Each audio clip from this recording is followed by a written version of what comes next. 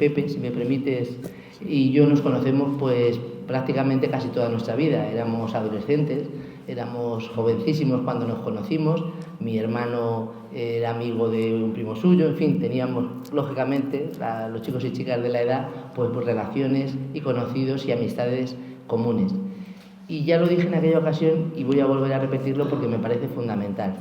¿Sabéis aquello de que cuando alguien busca un trabajo y encuentra un trabajo que le gusta, en realidad lo que ocurre es que no trabaja el resto de su vida, sino que cuando uno, por ejemplo, es piloto de aviación y va a trabajar y no dice voy a trabajar sino voy a volar, pues efectivamente eso es vocación y pasión. O cuando alguien en cualquier otra circunstancia, un maestro, un docente, voy efectivamente a enseñar a mis alumnos y no tiene la sensación de obligatoriedad, sino de vocación y de pasión, insisto, pues eso es lo que yo siempre he sentido con Pepe. Esta vocación le era propia desde que era prácticamente un niño y fruto también de esa vocación y de esa pasión, pues ha sido capaz de desarrollar de esta magnífica manera su carrera profesional para ayudar a la mucha gente a la que ayuda. Y en este caso concreto, cuando hace unas semanas me llevaste el libro, pues he tenido ocasión de hojearlo, y no solo ocasión de hojearlo, sino de también reflexionar sobre algunas cuestiones y permitirme la posibilidad de que esas reflexiones las comparta hoy con todos vosotros. Habla de la libertad de conciencia, habla de la democracia, habla de muchos derechos, y yo cuando en alguna ocasión, porque la vida sabéis que siempre es compleja, cuando alguien hace algo, cuando cualquiera de nosotros hacemos una cosa, siempre hay quien la interpreta bien, que la interpreta mal, la misma cosa puede a alguien gustarle mucho y a otros generarle rechazo. Eso es una máxima humana que ocurre siempre. Y con los asuntos de la religión en nuestro país, pues siempre ha habido muchas connotaciones relacionadas precisamente con lo contrario de lo que este libro efectivamente nos enseña, y en algunos casos, mucha connivencia con algunas tendencias políticas, y eso puede ser que nos haya generado a todos unos ciertos prejuicios, y de ellos querría hablar. Para mí, el estado aconfesional es precisamente lo contrario, y así viene recogido también en nuestra Constitución, de lo que los estados totalitarios imponen. Yo creo que no sería democrático ni sería efectivamente no hubiéramos avanzado nada en las últimas décadas si nos empeñáramos en señalar a unas otras religiones de manera, podría decirse, peyorativa o de manera negativa. Yo, al contrario, creo, y así lo practico y así lo ejerzo en mi responsabilidad y en mi representación de Alcázar de San Juan, es respetar a todo el mundo y que cada uno tenga efectivamente esa libertad de conciencia y también la libertad de poder vivir efectivamente con total pureza y total normalidad aquella fe que cada uno procesa. De hecho, en nuestra ciudad, en Alcázar de San Juan, tenemos la enorme suerte, y es la reflexión que quería compartir con vosotros, de convivir muchísimos ciudadanos que además cada vez con más frecuencia hemos venido de orígenes distintos, de lugares diferentes. Yo siempre digo, y lo digo con orgullo, en Alcázar de San Juan probablemente no tenemos 8 apellidos alcazareños, y eso no es negativo, sino que es positivo. Es positivo porque nos hemos enriquecido los unos a los otros aprendiendo de todos los que han venido de fuera. Y del mismo modo tenemos efectivamente muchísimos ciudadanos que tienen una fe y un modo distinto efectivamente de hacerlo, y hemos conseguido convivir todos en paz, con normalidad, respetarnos, que en los colegios, que a mí me parece que es la base fundamental de todas las democracias y de todas las civilizaciones avanzadas, yo creo que es rico cuando se tiene una calidad elevada, como ocurre en Alcázar y en España, sobre todo en la educación, en otros muchos servicios, pero fundamentalmente en la educación, que es la que nos hace libres.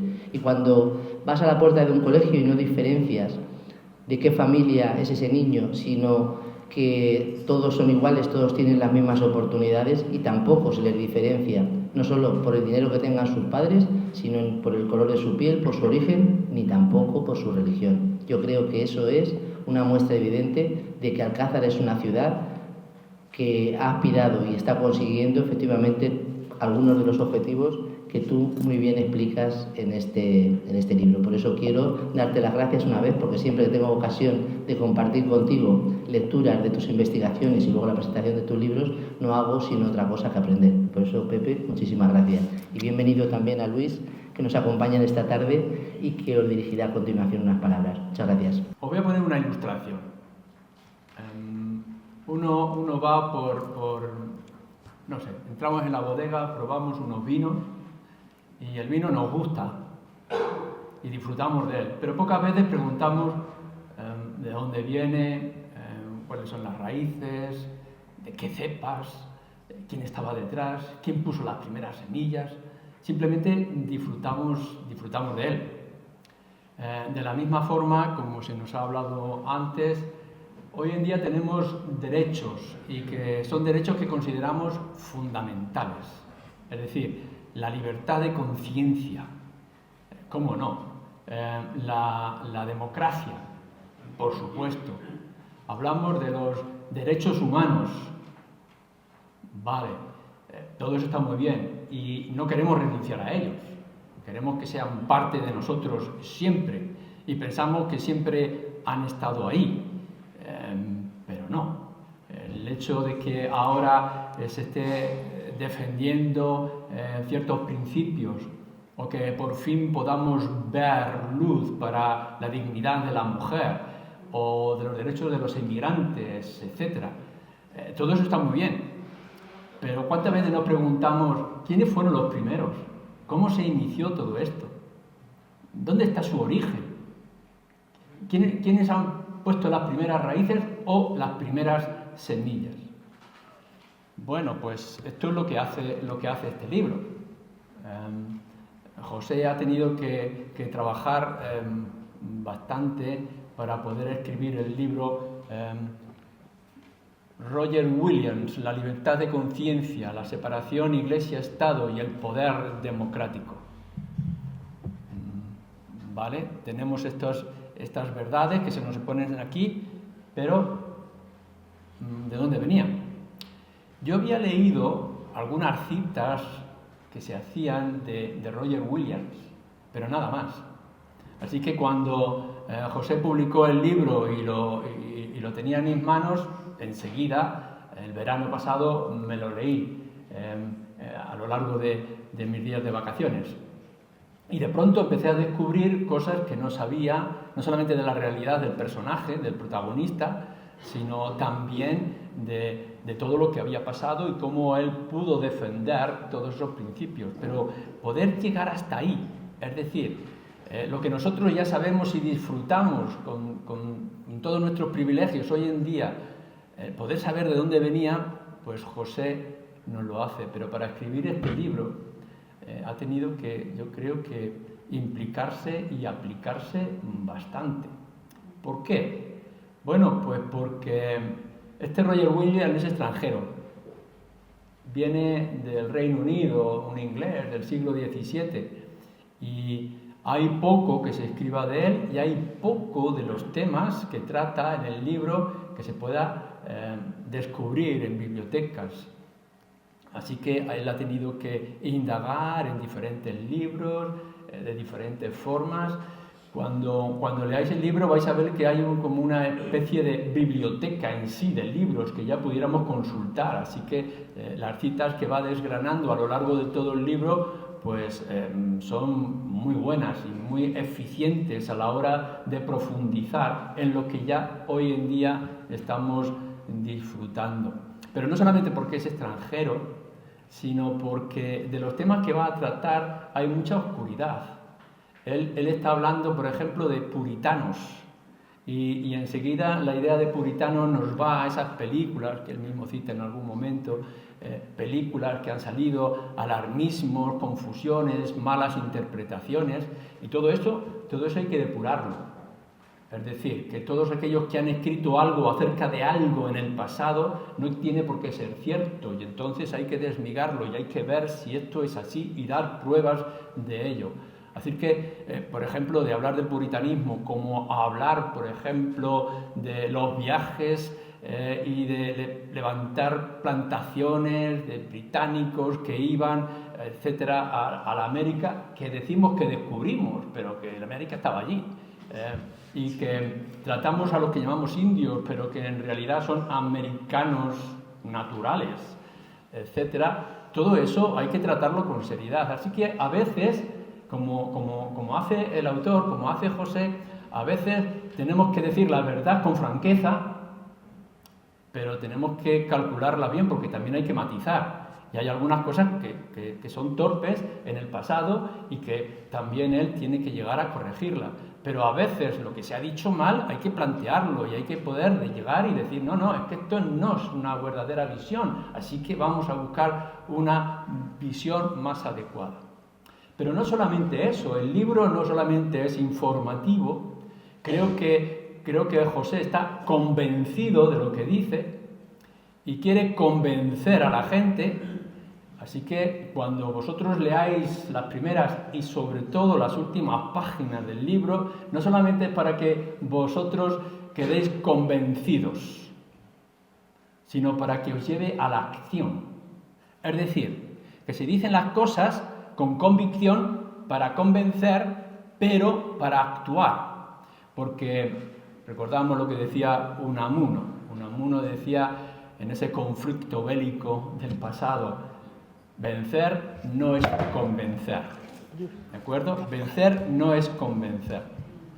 Y creo que el libro está dando ese paso, de poder llegar a convencernos de las verdades que va a decir, pero también a la misma vez que podamos decir, ¿y ahora qué hago yo con esto? ¿A dónde voy? Y creo que los principios que nos dice son adecuados. El protagonista, bueno, no voy a desgranar mucho de Roger Williams porque lo vais a tener en el libro, pero este es un señor que mamó de las escrituras, de sus padres, del puritanismo del siglo XVII y que por convicciones, él se hizo clérigo, y por convicciones no pudo aceptar que la cabeza de la Iglesia fuera un hombre, ya fuera papa o fuera rey. Y por tanto dijo, no, esto no es así. Y lo que tuvo que hacer es huir o ir con los colonos a esa tierra que había sido descubierta y poder buscar una plantación o un lugar donde poder vivir y poder actuar en libertad, porque mucha de esa gente que emigró no era únicamente por la economía, sino por expresar su fe, por poder vivir en libertad. Y si no lo podían hacer en el Reino Unido o en otros países de Europa, pues entonces se iban allí. Y Roger hizo esto. Y de pronto allí puede ver que tiene más posibilidades de establecer sus ideas, de vivir sus ideas. Es decir, él cree firmemente, porque así lo aprendió, en la libertad de conciencia. Y la libertad de conciencia que llevaba a la separación Iglesia-Estado. Mirad, es muy fácil que venga alguien, un déspota, que pueda llegar y decirnos, oye, tenéis que vivir así, y tenéis que creer así, y tenéis que actuar así, cuando ellos mismos no son capaces de dominar sus propios instintos y su propia carnalidad. Así es como estaba en esa Europa, que podían decir que había algo que pudiera ser verdadero, pero lo querían imponer por la fuerza, por la espada, y Roger dijo que no, que esto no era así, que podíamos tener la verdad, pero la verdad no se puede imponer. Y por tanto, en ese lugar suyo quiso implantarlo. Incluso llegó a tener problemas con los propios suyos. Y al final lo apartaron de las plantaciones o de los sitios donde estaban allí y tuvo que hacerse su propia plantación que llamó Providence. Y lo que hoy se conoce también por la zona del Rhode Island. Y entonces allí él empezó a aplicar esas ideas, porque es que las ideas no solamente pueden estar aquí o aplicarlas cuando hay circunstancias, no, la verdad hasta donde nos lleve. Y él quiso implicarlo con todas las consecuencias. Pero claro, a lo largo de su vida pudo ver que llevarlo con todas las consecuencias crea problemas. Así que el hecho de poder llegar y decir que cada uno exprese lo que quiera y viva como quiera. Él tenía una posición que era la de proclamar el Evangelio, la verdad de las Escrituras, pero sin imposición. y se encontró con un rechazo firme de mucha gente, pero aún así pudo expresarlo, pudo hacerlo, y llegó al momento de decir, bueno, hacemos un Estado, tenemos esta independencia, nos independizamos de otros lugares, pero vamos a ver, una cosa es la Iglesia y otra cosa es el Estado, es lo que él llamaba los reinos. Hay dos reinos en este mundo, es el espiritual y es el físico, es el político. Y claro, el político nos tiene que traer la democracia y los derechos y la protección, etcétera. Pero el espiritual, el del corazón, es otra cosa, pero son paralelos. Como dice Agustín de Hipona, están mezclados, él lo cita en su libro. Estos dos reinos están mezclados, pero son diferentes. Y esto es lo que nos está expresando Roger Williams y lo que nos quiere traer, o donde nos quiere llevar también José.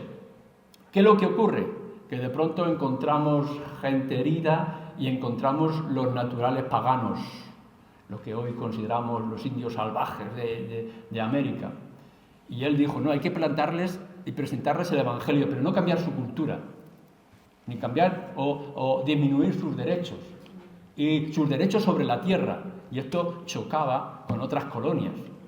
Y él mismo lo quiso y lo pudo implantar hasta cierta medida en su propio estado. Así que esta figura de Roger Williams de pronto nos sorprende por su deseo de libertad de conciencia para sí mismo y para lo que está a su alrededor, de poder separar por fin esos dos reinos del Estado y de la Iglesia, o del poder espiritual y del poder político, y a la misma vez defender los derechos humanos, los derechos de las personas y por tanto de los indios. Él fue el primero que implantó o promulgó una ley en defensa de los indios o de los naturales. El primero, no de lo que nos han contado en otros sitios, sino que él fue el primero, aun cuando vemos que esto también creó bastantes conflictos en su vida. Así que el libro nos va llevando en toda esta historia. Ahora bien, ¿cuáles son esas verdades de las que Roger Williams pudo descubrir y son las verdades a donde nos quiere llevar el autor? Pues eso, tenemos conciencia y nuestra conciencia es libre y nadie la puede someter. ¿O acaso nosotros la podemos someter de propia voluntad allá donde nosotros queramos? Y la tenemos que vivir, y la tenemos que vivir en libertad. Y no puede venir nadie a imponernos cómo debemos de pensar, cómo debemos de sentir, cómo debemos de vivir, como no sea en el respeto del otro pensar, del otro sentir y del otro vivir que está a nuestro lado.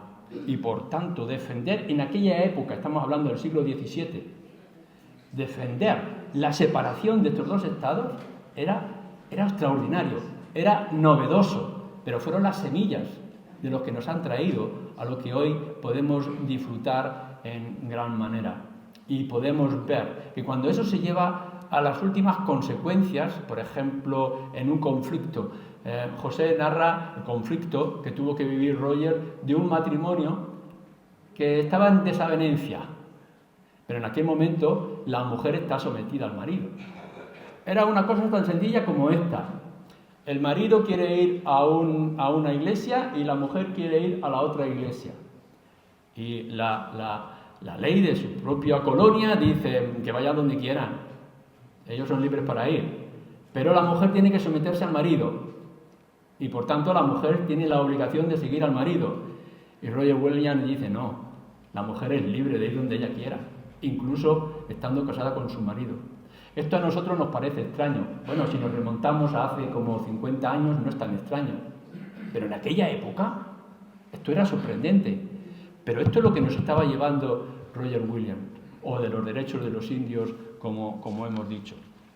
No me quiero alargar porque habría mucho que decir con respecto al libro.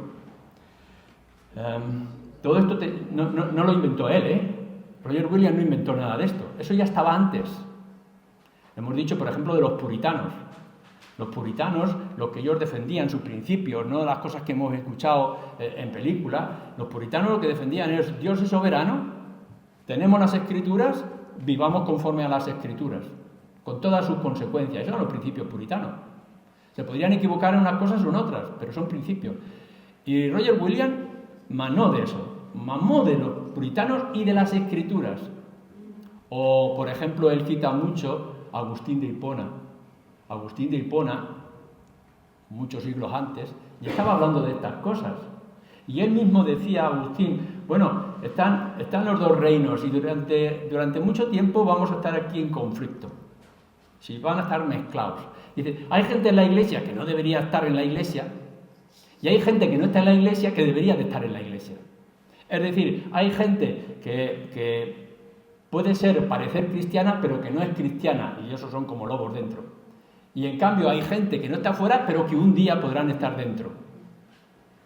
Esto que lo estuviera diciendo Agustín, cosa que luego se quedó muy oscurecida en su libro sobre la ciudad, sobre el reino, esto lo estuvo aprendiendo él, Roger Williams. Pero no solamente era porque lo decían los puritanos, sino porque lo decía Agustín ya antes, sino que todos ellos lo leían en las Escrituras. Y de pronto descubrimos, y yo lo digo, José lo dice en su libro, de pronto descubrimos que estos derechos que hoy estamos disfrutando en Europa o en Occidente en gran medida, y todo aquello que dicen algunos que han descubierto ahora en no sé dónde, cómo, ya estaba puesto en la palabra de Dios, estaba puesto en las Escrituras. Y él mismo lo estaba descubriendo y lo quería implantar.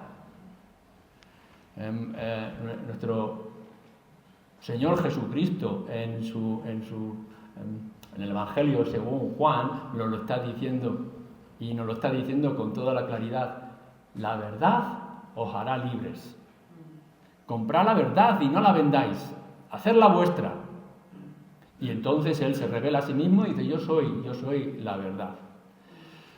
Cuando Martín Lutero estaba en la Reforma y le querían imponer unas directrices desde la Iglesia establecida, Lutero dice no, después de pensárselo mucho y estando en las puertas del fuego, ¿no?, de la hoguera de la Inquisición. Él mismo dijo, no, mi conciencia es libre y libremente la someto a la Escritura. Y someter la conciencia, nuestro pensamiento en las Escrituras es encontrar libertad. Eso es lo que estaba diciendo Roger Williams, pero eso es lo que estaba diciendo Jesús en los Evangelios. Entonces, todo esto ¿dónde nos lleva? ¿Dónde nos encontramos hoy? ¿A dónde nos quiere llevar José al final de su libro? Os animo a que leáis los últimos capítulos del libro. Pero lo que nos está diciendo es esto. Mirad, nuestra conciencia es libre. Sí, pero eso no quiere decir que no tenga principios. Igual que las aves del cielo son libres, pero tienen códigos. No están perdidas. Saben dónde están, saben dónde van, saben dónde hacer sus nidos. Así que cada uno de nosotros tiene una conciencia. Nadie la puede someter, nadie la puede esclavizar. Pero la conciencia necesita principios. Y lo que se nos anuncia por Roger Williams y se nos anuncia por la misma Escritura y nos lo dice el autor, es que los principios que pueden gobernar mejor para libertad a la conciencia las encontramos en las palabras de Jesús. Así que, ¿qué mejor acción que poder comprender nuestra historia, poder defender nuestros derechos y poder llevar nuestra conciencia a libertad, a poder ver lo que nos dice este libro y poder ir donde el libro nos lleva, que es a las mismas Escrituras de Jesús? El poema que encontramos en la página lo voy a leer directamente del libro 162. Como nos ha dicho Luis, Roger Williams bebía de la Biblia. Estaba lleno de la palabra de Dios.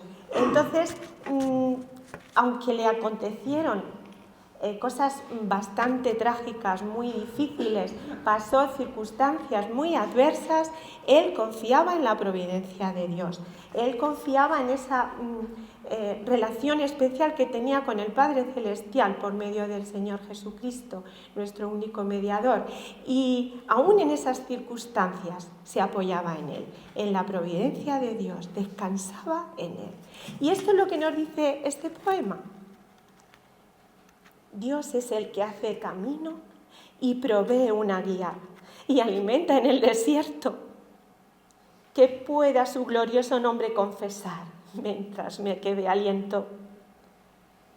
Perdido muchas veces, no tuve guía ni casa, solo un árbol hueco en la tempestuosa noche infernal, sin fuego ni comida ni compañía. En él encontré una casa, una cama, una mesa, compañía. Ninguna copa es tan amarga que no pueda ser endulzada si Dios es el que la endulza. Pues como nos ha hablado ya Luis, nos habla de las virtudes de los nativos americanos, en contraposición a algunas actitudes de algunos que se consideraban creyentes, ¿vale? Entonces, dice así: los he visto dejar casa y manta para alojar a un amigo o a un extraño, cuando judíos y cristianos a menudo a Jesucristo envían al establo. Si los hijos de la naturaleza, salvajes o pacíficos, humanos y corteses pueden ser, ¿no es indigno que los hijos de Dios carezcan de humanidad? Algunas veces Dios les da pescado o carne y sin embargo están contentos sin ellos. Lo que les llega lo comparten con los amigos y con los extraños a su alrededor. Nos enseña, expresa que todos somos iguales delante de Dios, que Dios nos ha hecho a todos a su imagen y semejanza, como nos dicen las Escrituras desde el Génesis. Todos somos iguales, no podemos discriminar, tenemos que respetar a todo el mundo. Y también estamos todos delante de Dios. Y como el Señor Jesucristo enseña ya en el Evangelio de Juan, que ha citado Luis, en este caso en el capítulo 3, en esa conversación que seguro que todos conocemos o hemos oído, de la conversación de Jesús con Nicodemo, con este religioso fariseo que se acercó a él para preguntar, que tenía interés. Todos necesitamos el perdón de nuestros pecados y la fe en Cristo, como nos enseñan las Escrituras, para la salvación por la fe en Cristo Jesús, es decir, el Evangelio, las buenas nuevas de salvación. El Señor Jesucristo deriva la conversación con Nicodemo y le enseña que no lo va a salvar su religión. La religión no nos va a salvar, solo nos salva Cristo. Y está este versículo tan maravilloso que es el resumen de toda la Biblia, que es Juan 3,16, que algunos nos conocemos de memoria. Porque de tal manera amó Dios al mundo que ha dado a su Hijo unigénito para que todo aquel que en Él cree no se pierda, mas tenga vida eterna. Le enseña a Nicodemo. Y dice el poema: no presumas, orgulloso inglés, de cuna o sangre. Tu hermano indio es, por cuna, tan bueno como tú, ya que de una sola sangre Dios le hizo, y a ti y a todos, tan sabio, tan justo y fuerte, tan persona como tú. Por naturaleza la ira es su porción, la tuya también, hasta que por gracia su alma y la tuya Cristo restaure. Asegúrate del segundo nacimiento, pues si no, verás el cielo abierto para los indios, pero cerrado para ti.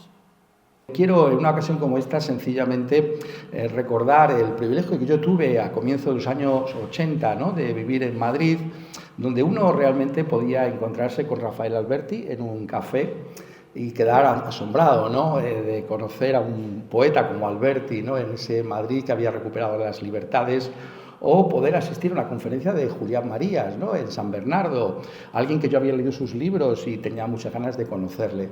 Pero sin duda alguna el plato fuerte para mí en esa época fue poder asistir a las clases de Gregorio Peces Barba en la Universidad Complutense, que fue uno de los padres de la Constitución. Todavía recuerdo con mucho agrado las clases abarrotadas de personas que querían pues, escuchar a alguien como Gregorio Peces Barba.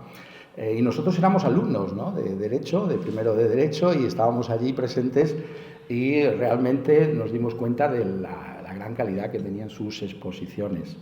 Menciono esto porque él tuvo una gran influencia en esa querencia que todavía mantengo hasta el día de hoy por el derecho, y también el profesor Pablo Lucas Verdú, que tiene una serie de libros sobre derecho constitucional que resultaron interesantes. Menciono esto porque, curiosamente, cuando empecé esta investigación de Roger Williams, una de las cosas que me motivó realmente a continuar con esta investigación fue precisamente que fue Gregorio Peces Barba el que animó a la universidad a que se pusiera en castellano la obra de Roger Williams, El sangriento dogma de la persecución por causa de la conciencia, hasta el punto de que podemos hoy leer en una audición de lujo, publicada por la Universidad de Madrid, la Universidad Autónoma de Madrid, podemos leer la obra de Williams. Pero me llama la atención, ¿no?, que fuera precisamente Gregorio Peces Barba el que tuviera esa iniciativa. Entonces, cuando uno se da cuenta de que es uno de los padres de la Constitución española y que él está diciendo, yo he bebido de Roger Williams, pues entonces podemos, yo creo que todos y cada uno de nosotros, atar cabos. Es decir, los principios de nuestra extraordinaria y maravillosa Constitución están ya descubiertos por figuras como Roger Williams. Por tanto, yo vi una conexión, ¿no?, en lo que decía Virtudes, ¿no?, la providencia de Dios, ¿no?, el poder investigar estas cosas, haber oído a Gregorio Peces Barba y ver que se podía plasmar estos principios en una Constitución como la que tenemos, la Constitución del 78. Entonces, cuando examinamos nuestra Constitución, cuando vamos también a documentos emblemáticos de nuestra cultura, como pues la Declaración de Derechos de 1948 de la ONU, y vemos algo que, como ya nos estaba diciendo muy bien Luis, damos por supuesto, es necesario que investiguemos de dónde vienen estas cosas. Y nos damos cuenta de que vienen no de, como tantas veces se nos ha dicho, exclusivamente de la Revolución Francesa, sino, como dice el profesor Jelinek, también alemán, vienen de la Reforma Protestante del siglo XVI. Y esto, ya digo, podéis decir, bueno, pues es una cosa que un pastor evangélico sin duda alguna estaría dispuesto a decir. Bueno, os remito a los libros que ya he citado, Gregorio Peces Barba y también Pablo Lucas Verdú. Por tanto, no es simplemente una cosa partidista, si me permitís que me exprese con esa sinceridad, sino que esto se puede rastrear. Y entonces, simplemente llamar vuestra atención sobre qué es precisamente la Escritura, los principios que hay en la Escritura, los que finalmente dan el fruto de una sociedad como la que tenemos, una sociedad como la occidental. Esto viene de la Escritura. Recordad las palabras de Jesús, ya se han mencionado varias de sus palabras por Luis y por Virtudes, ¿no? Pero hay otras que yo quería dejar con vosotros. Dad al César lo que es del César y a Dios lo que es de Dios. Ahí es donde está realmente la separación entre la Iglesia y el Estado. Hay una potestad que puede ejercer el Estado, que es temporal, que es sobre nuestros cuerpos, y damos gracias a Dios por la protección social, por todos los derechos fundamentales que podemos disfrutar, pero hay algo que pertenece a Dios y que también tenemos que ocuparnos de ello. Esto es lo que está trayendo Roger Williams y es fascinante que nosotros podamos examinar una vida como la suya.